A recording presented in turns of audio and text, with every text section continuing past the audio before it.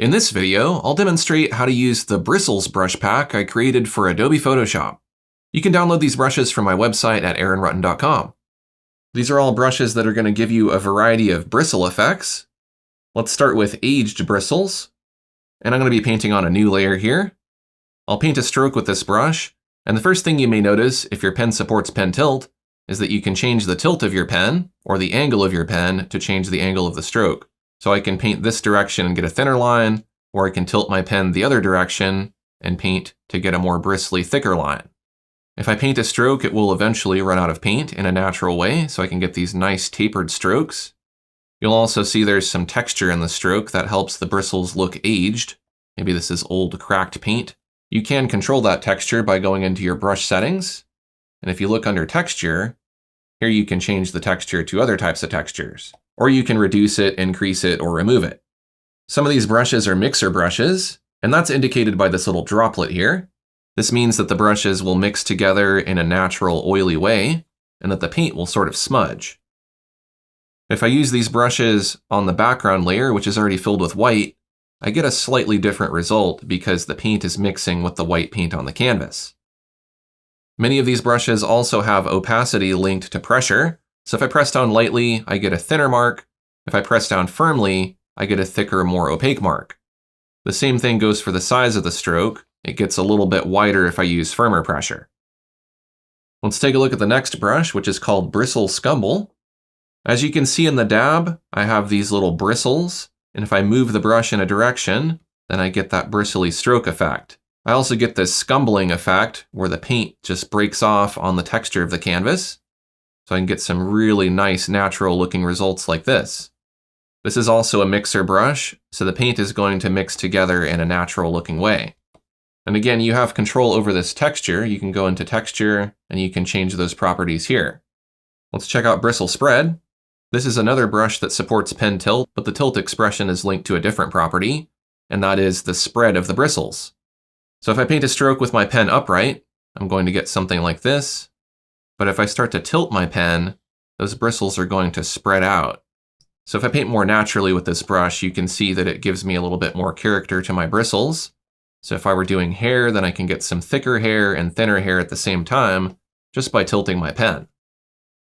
Though it may not be apparent, many of these brushes have some color variability. If I look under color dynamics, and I increase the hue jitter, then you'll really be able to see that. Then I get these rainbow strokes. But at its default setting, the hue is a bit lower, and so you don't see as much variation, but it does give the paint a little bit more life. You can of course disable that if you don't like it. Moving on to Clumpy Bristles. This brush follows the direction of your stroke, so no matter what, I'm always going to be getting bristles that go in the direction that my pen is moving. Lighter pressure will give you a thinner stroke where you can see more of the bristles.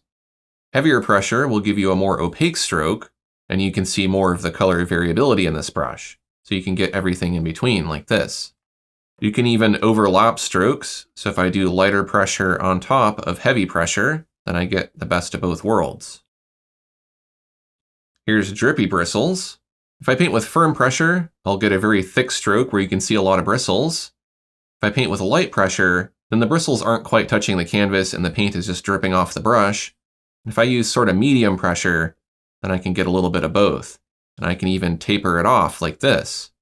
This brush has wet edges, so I can build it up like this to make it more opaque.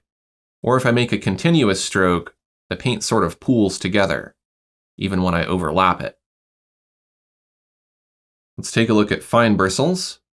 I'm not kidding, these are some really fine bristles. This might work well for painting fur, or doing cross-hatching, or maybe even grass. This is another brush that follows the direction of your stroke. Here's Fur Bristles. Fur Bristles gives you these little strokes that make sort of V shapes.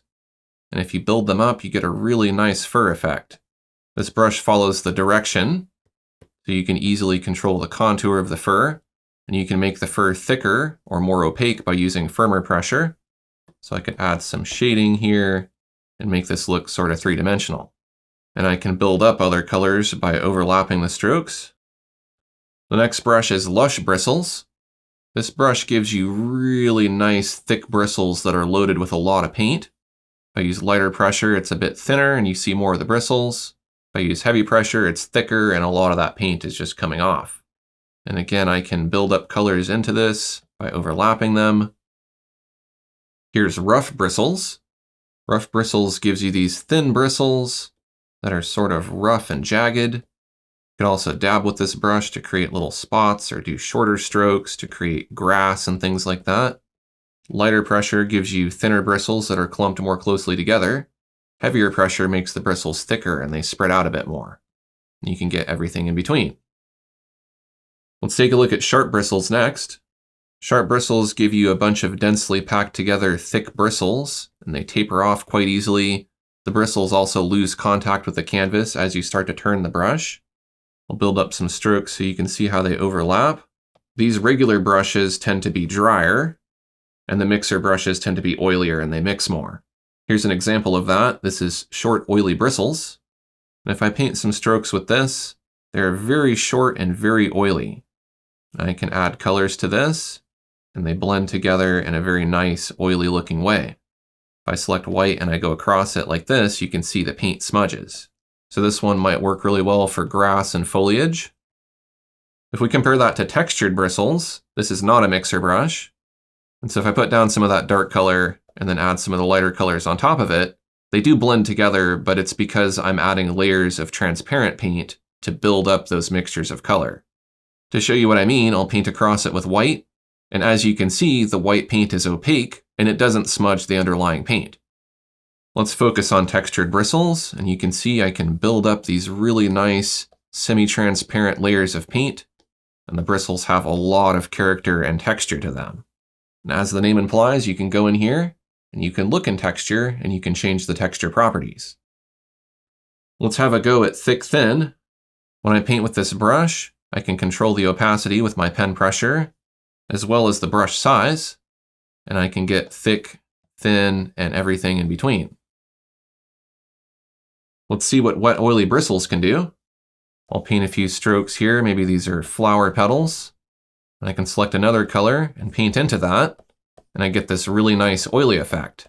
The edges have some texture to them, and it just has a really nice natural feel to it. I can tilt my pen to make my strokes upright or angled, so I can really easily create strokes that have a lot of character. I can do stems like this, and then leaves like this, and I don't have to change my brush size.